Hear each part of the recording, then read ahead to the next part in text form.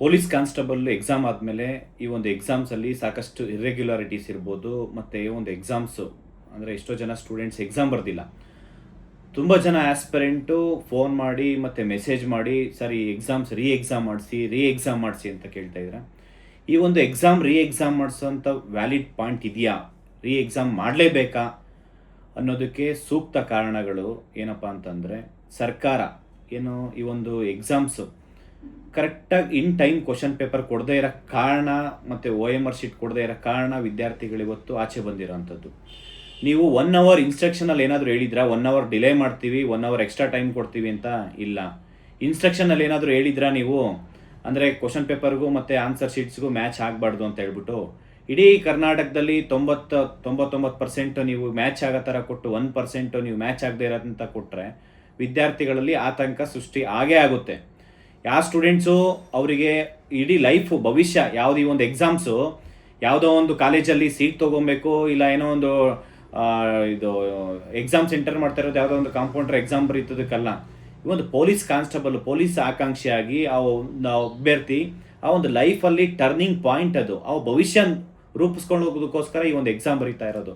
ಒಂದು ಎಕ್ಸಾಮ್ಸ್ ಕರೆಕ್ಟಾಗಿ ಮಾಡೋಕ್ಕೆ ಬರಲ್ಲ ಅಂತಂದರೆ ಎಕ್ಸಾಮ್ ಯಾಕೆ ಮಾಡಿಸ್ತೀರಾ?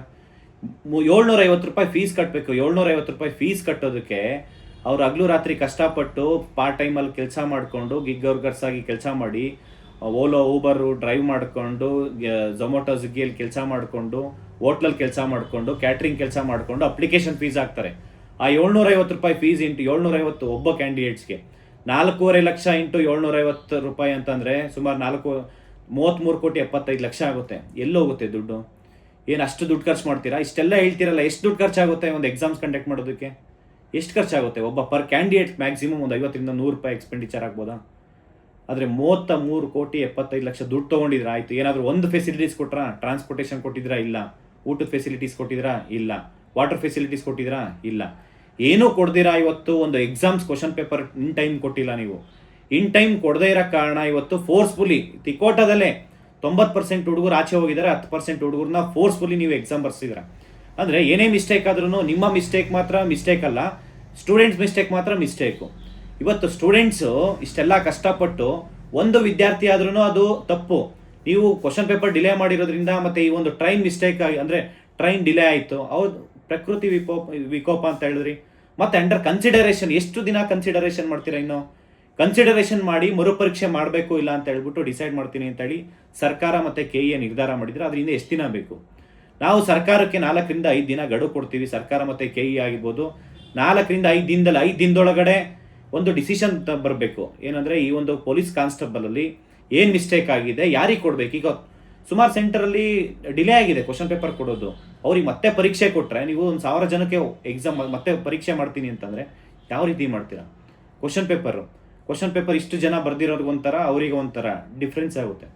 ಈ ಥರ ನಿಮಗೆ ರೂಲ್ ಇದೆಯಾ ಎಕ್ಸಾಮ್ಸ್ ಸಪ್ರೇಟ್ ಮಾಡೋದಕ್ಕೆ? ಇಲ್ಲ ಒಟ್ಟಿಗೆ ಎಕ್ಸಾಮ್ ಮಾಡಬೇಕಾ?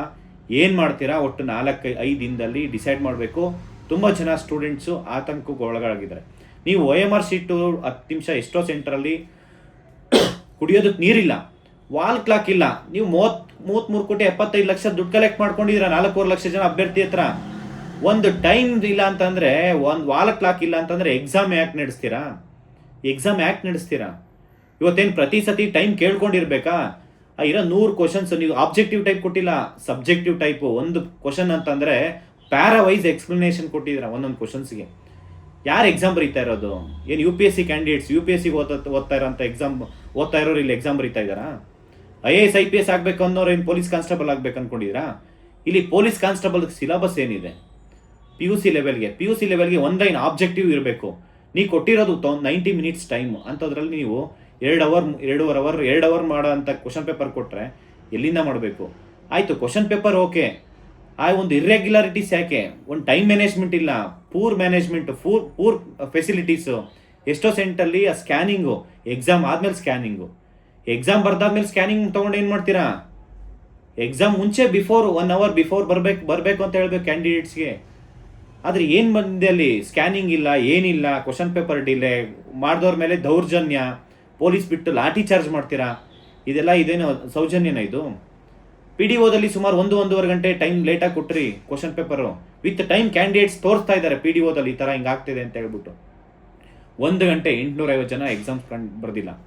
ಏನು ಆನ್ಸರ್ ಮಾಡಿದ್ರಿ? ಏನೂ ಇಲ್ಲ. ನಮಗೆ ರಿಫಾರ್ಮ್ಸ್ ಆಗಬೇಕು ಈ ರಾಜ್ಯದಲ್ಲಿ. ಎಕ್ಸಾಮ್ ಬರೆಯೋಂಥ ಅಭ್ಯರ್ಥಿಗಳಿಗೆ ಫ್ರೀ ಟ್ರಾನ್ಸ್ಪೋರ್ಟೇಷನ್ನು, ಅಲ್ಲಿ ಉಳ್ಕೊಳೋದಕ್ಕೆ ಅಕಮಂಡೇಷನ್ ಕೂಡ ಕೊಡಬೇಕು, ಮತ್ತು ಅವರಿಗೆ ಫುಡ್ ಫೆಸಿಲಿಟೀಸ್ ಕೊಡಬೇಕು. 750 ರೂಪಾಯಿ ಕಟ್ಸ್ಕೊತೀರಾ, ಊಟ ಕೊಡಿ. ನಿಮ್ಮ ಮನೆಯಿಂದ ಏನು ಕೊಡಲ್ವಲ್ಲ? ಸರ್ಕಾರ ನಾವು ಕಟ್ತಾ ಇರೋಂಥ ಟ್ಯಾಕ್ಸ್ ಮನಿಯಿಂದ ಸರ್ಕಾರ ನಡೆಸ್ತಾ ಇರೋಂಥದ್ದು. ಇವತ್ತು ಯುವಕರಿಗೆ ಒಂದು ಎಕ್ಸಾಮ್ ಬರೆಯೋದಕ್ಕೆ ಒಂದು ಟ್ರಾನ್ಸ್ಪೋರ್ಟೇಷನ್ ಫ್ರೀ ಇರಲ್ಲ. ಆ ರೈಲ್ವೆ ಇದರಲ್ಲಿ ಒಂದು ಟ್ರೈನ್ ನೋಡಿರ್ಬೇಕಾದ್ರೆ ಟ್ರೈನ್ ಎಲ್ಲ ಅಡ್ಡ ಹಾಕೋಂಥ ಪರಿಸ್ಥಿತಿ ಬಂದಿದೆ. ಅಂದರೆ ಒಂದು ಎಕ್ಸ್ಟ್ರಾ ಟ್ರೈನ್ ಫೆಸಿಲಿಟೀಸ್ ಕೊಡೋಕ್ಕಾಗಲ್ವಾ ಸೆಂಟ್ರಲ್ ಗೌರ್ಮೆಂಟ್ಗೆ? ರಾಜ್ಯ ಸರ್ಕಾರ ಕೇಳೋಕ್ಕಾಗಲ್ವ ಒಂದು ಎಕ್ಸ್ಟ್ರಾ ಟ್ರೈನ್ ಫೆಸಿಲಿಟೀಸ್ ಕೊಡಿ ಅಂತೇಳಿ ಇಂಥ ಎಕ್ಸಾಮ್ ಸೆಂಟರ್ಗೆ? ಅದೇ ನೀವು ಒಂದು ಫಂಕ್ಷನ್ಸ್ ಮಾಡ್ತೀನಿ ಅಂತೇಳಿ, ಯಾವುದೋ ಕಾಂಗ್ರೆಸ್ BJP ಏನೋ ಒಂದು ಫಂಕ್ಷನ್ಸ್ ಮಾಡ್ತಾ ಇದ್ದೀನಿ ಅಂತೇಳಿ, ಇರೋ ಬಸ್ಸಸ್ ಎಲ್ಲ ಅಲ್ಲೇ ಹೋಗಿರ್ತಾರೆ. Free buses. ಒಂದು ಬಸ್ ಇರಲ್ಲ ಗೌರ್ಮೆಂಟಿಗೆ, ಪಬ್ಲಿಕ್ ಎಷ್ಟೇ ತೊಂದರೆ ಆಗಲಿ. ಆದರೆ ಇವ್ರ ಕಾರ್ಯಕ್ರಮ ಮಾತ್ರ ಚೆನ್ನಾಗಿ ನಡಿಬೇಕು. ಅಂದರೆ ನಿಮ್ಮ ಕಾರ್ಯಕ್ರಮ ಮಾತ್ರ ಎಷ್ಟು ಬೇಕಾದರೂ ದುಡ್ಡು ಖರ್ಚು ಮಾಡ್ಬೋದು. ವಿದ್ಯಾರ್ಥಿಗಳು ಒಂದು ಎಕ್ಸಾಮ್ ಬರೀಬೇಕಂದ್ರೆ ನೀವು ದುಡ್ಡು ಖರ್ಚು ಮಾಡೋಕ್ಕಾಗಲ್ವಾ? ಇವತ್ತು ಸರ್ಕಾರ ಇದನ್ನು ತುಂಬ ಗಂಭೀರವಾಗಿ ತೊಗೊಬೇಕು. ತುಂಬ ಜನ ಆಸ್ಪಿರೆಂಟ್ಸು ಇದನ್ನು ಮರುಪರೀಕ್ಷೆ ಮಾಡಿ ಅಂತ ಹೇಳ್ತಿದ್ದಾರೆ. ಮರುಪರೀಕ್ಷೆ ಯಾಕೆ ಮಾಡಬೇಕು? ಇಷ್ಟೆಲ್ಲ ಮಿಸ್ಟೇಕ್ಸ್ ಆಗಿರೋದ್ರಿಂದ. ನಿಮ್ಮ ಮಿಸ್ಟೇಕ್ಸ್ನ ಫಸ್ಟು ತಿದ್ಕೊಳ್ಳಿ. ಭವಿಷ್ಯದಲ್ಲಿ ಒಂದು ಸತಿ ಅವ್ರಿಗೆ ಲಾಸ್ಟ್ ಚಾನ್ಸ್ ಇರುತ್ತೆ ಎಕ್ಸಾಮ್ ಬರೆಯೋದಕ್ಕೆ. ನೀವು ಮತ್ತೆ ಚಾನ್ಸ್ ಕೊಟ್ಟು ಅವರಿಗೆ 5 ವರ್ಷ 10 ವರ್ಷ ಓದಿರ್ತಾರೆ.